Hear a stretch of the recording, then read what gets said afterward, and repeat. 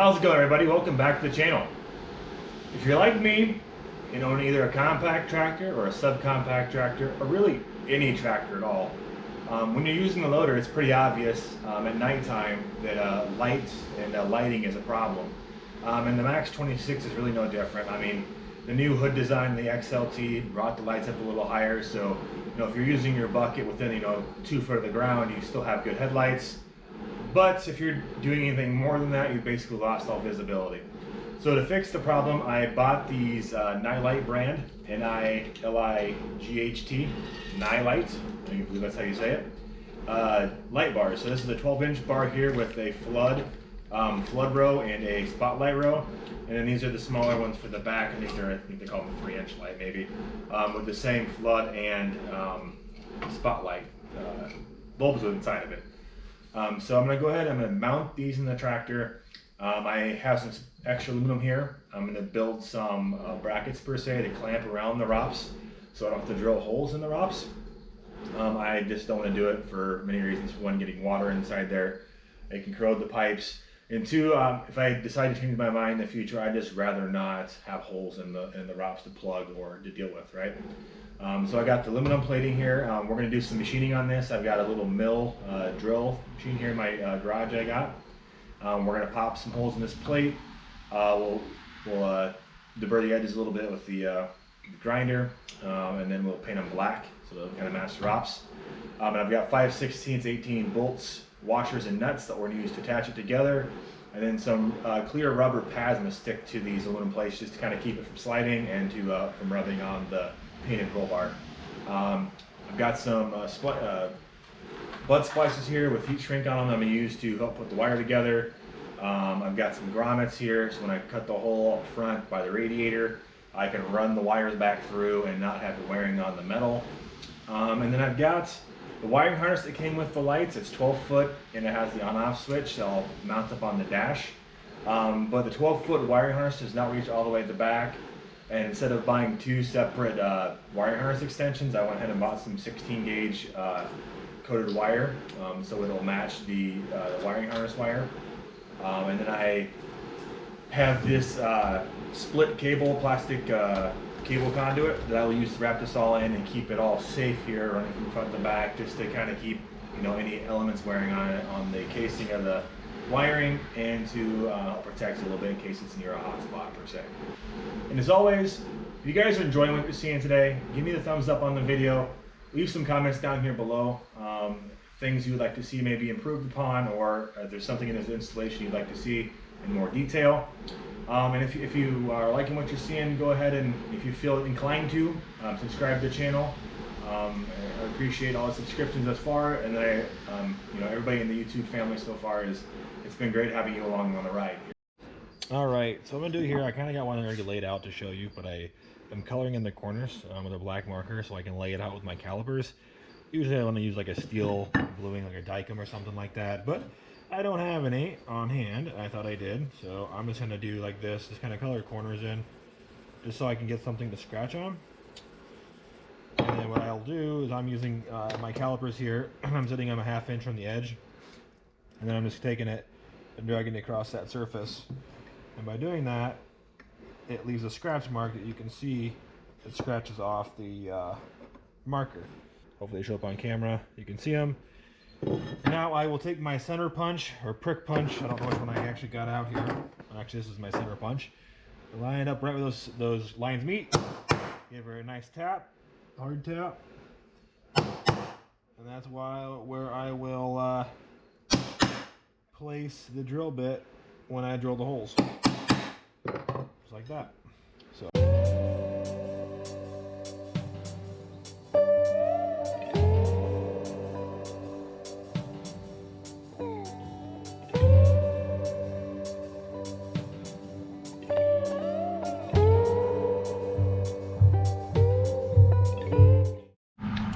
All right, check it out. We got our brackets all painted up nice. They're nice and shiny, gloss black like the ROPS here.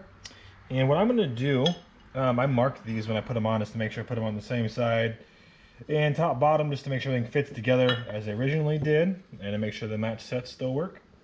And so what I'm going to do is I'm going to put some rubber pads on it to do two things here. For one, it's going to keep them from rubbing on the metal and to not rattle and such, and it's also going to help keep them in place. So I got these here. They're on sale, like $1 or something like that. But what I'm going to do, I'm going to put two on each end,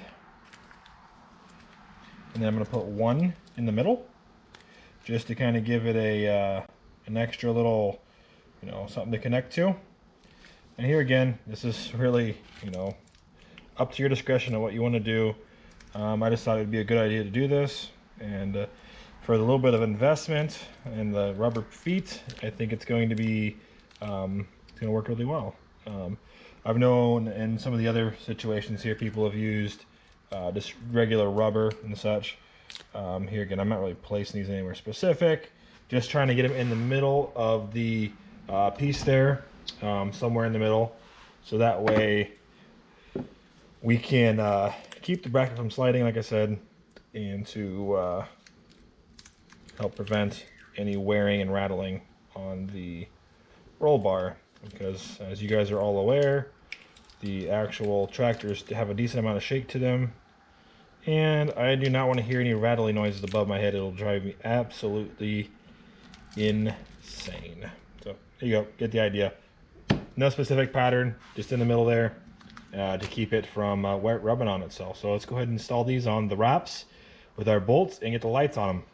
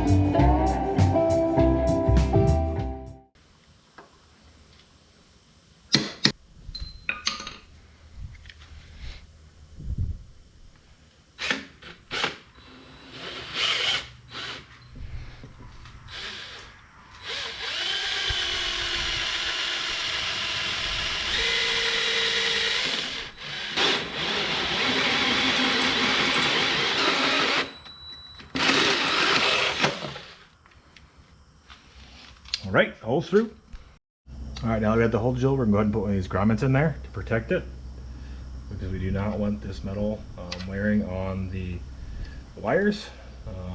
Yeah, I've deburred it all, but we do not want to risk it in this situation.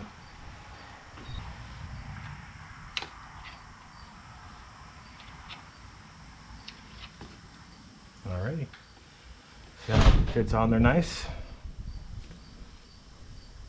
So I'll just run my wires through this hole, and they will not get worn on by the metal edge, and it will keep it all happy.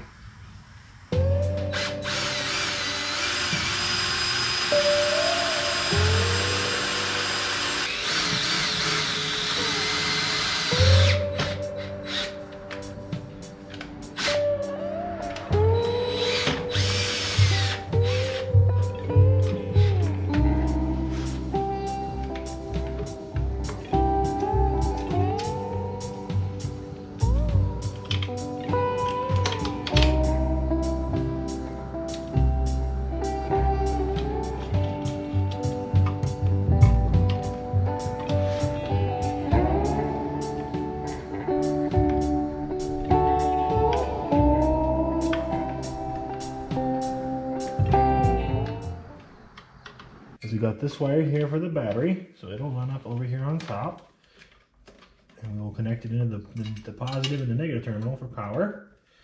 and then we will run all the rest of this wire to the back. On the side here, I drilled that hole we talked about down here where the grommets at. We're gonna feed all the wires in there and then back to the back of the tractor, and then we will stop and put the button in the dash, which we will tear off next.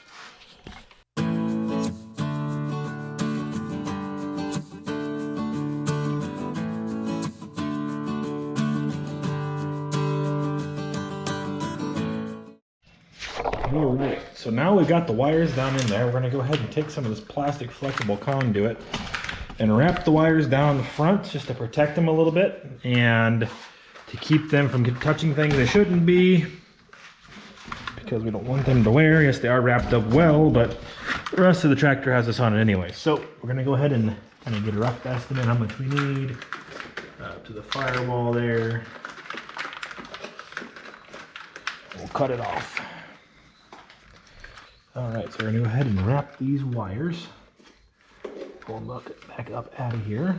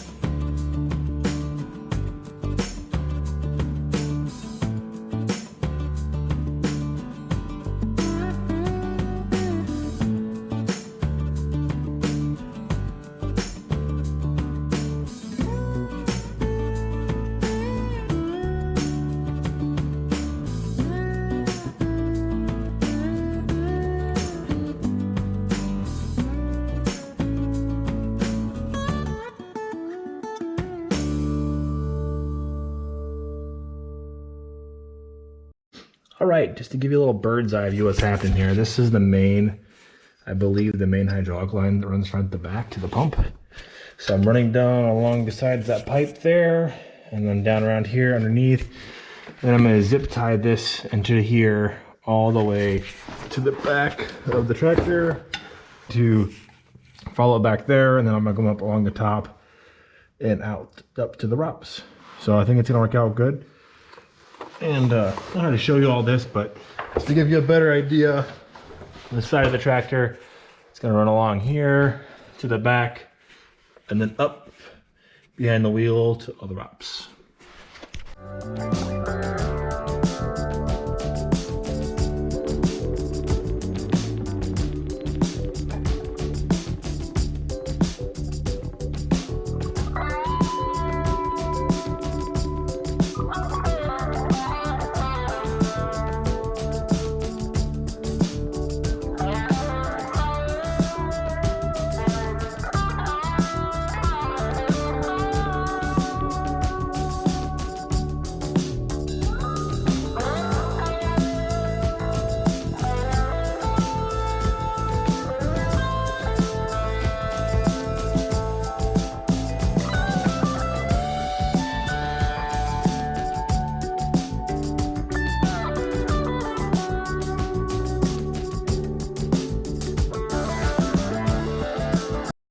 All right, let's take a look at this. I got the wiring, ran up to the lights up top here with the wires put together. I used some butt splices and some heat with the heat shrink tubing on it. And you can see how it all turned out. I think it looks pretty nice. I used some cable ties, or zip ties as you would call them, and fastened it to the ROPS down here. I know some people would say run it inside this bar, but I don't want to go through the hassle of that, and it looks clean and neat to me this way personally, and I like how it looks. So like I said, I ran all the wires up here and I wrapped it in this 3/4 inch flexible conduit here.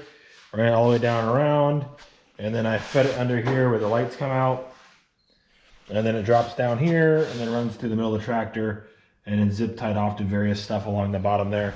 If you look underneath, I'll turn the light on so you can see a little better. It comes down right here and follows the main hydraulic line clear up to the front here. Goes through the, I guess we'll call it, I don't know, front shroud where the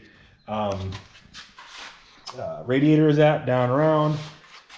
And then we have it tied in the battery here, and then runs over to the negative cable down the frame. So really happy with this turning out here. And I need to pull this dash off, which is what we'll do now, and mount the switch. And it's going to be sitting right here next to the horn. So I can just flip the switch on and get the lights to turn on. And they are bright. Tell you what, this is a really nice light in here.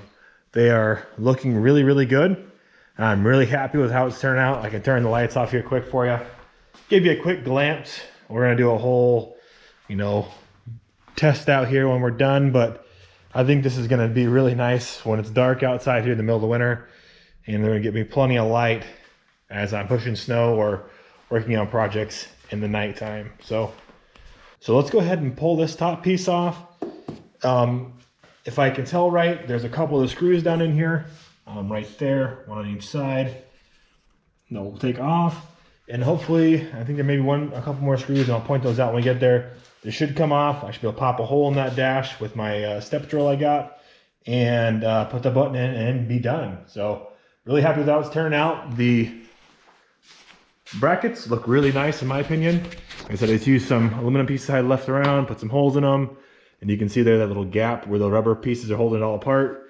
It's really sturdy, it's not going anywhere. The lights are super sturdy on there, and I think it's gonna work really, really well. Then I used some 5/16 bolts here, front and back, to hold it all together. So it's turning out really nice in my opinion.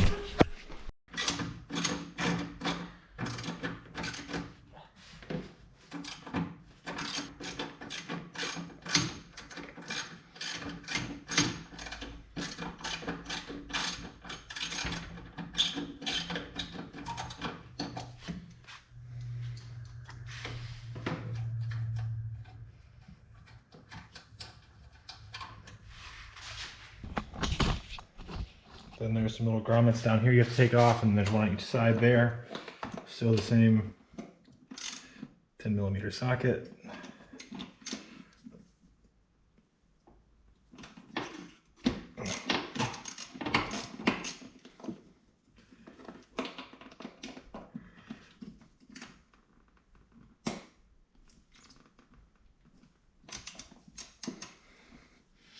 And they're definitely tight on there too.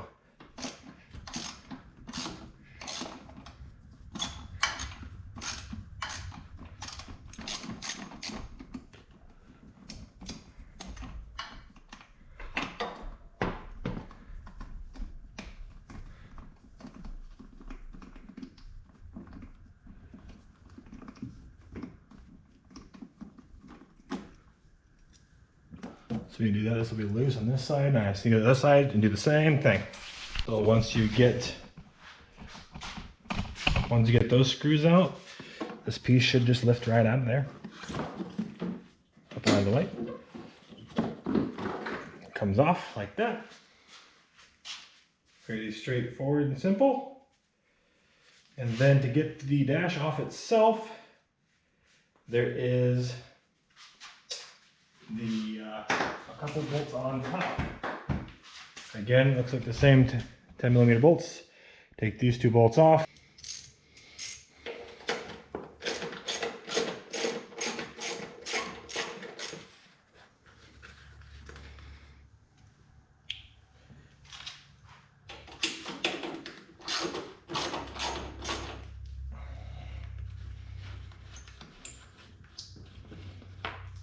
After you take out those two screws, there are some screws down here under the steering column. Just actual screws. Take those two black ones out.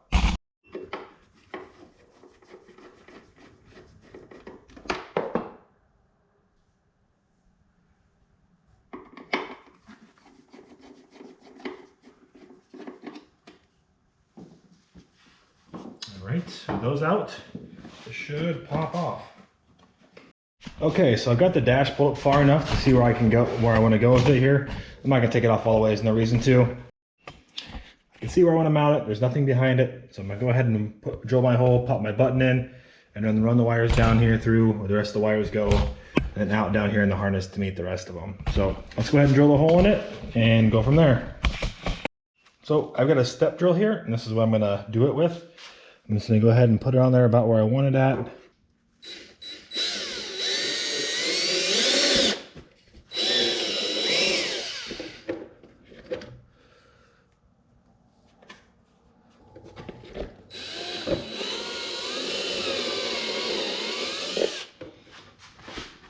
Just double checking to make sure I'm not gonna hit nothing behind it here. And the last thing I want to do is drill into the gas tank. That would be very bad. I always check and verify a couple times because I do not want to make that mistake. I would be very mad at myself. That's putting it nicely.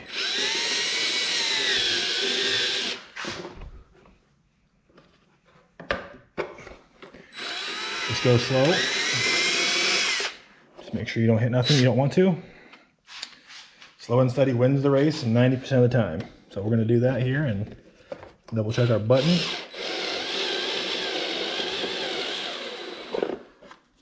Okay.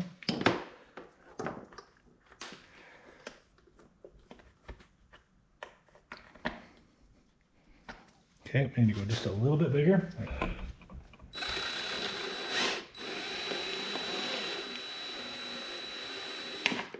All right. Should be right on size.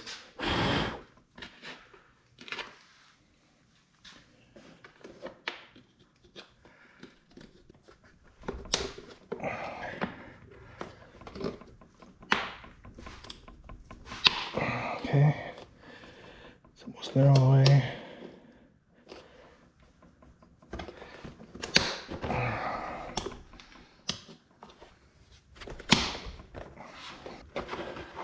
Get my hand up in there and then try to turn it.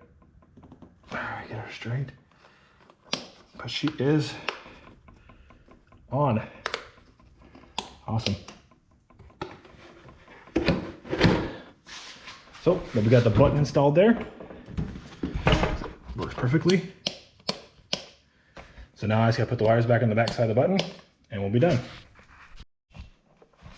All right, we got all in there and down to there. Let's go ahead and reassemble the dash.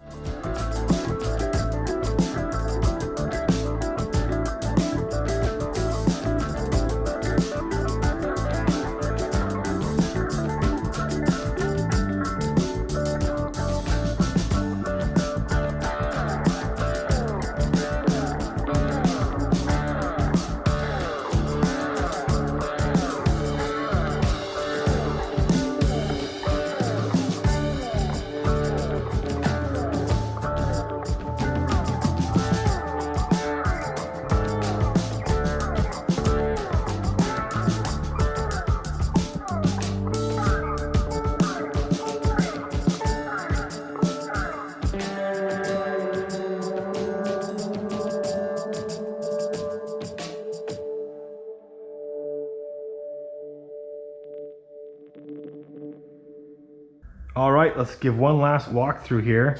Just want to show you guys what I got. I have to snip a couple of these off here, but the wiring is all done. Everything is reinstalled and we are good to go. I just want to show you guys a little bit, one more glimpse here what we did.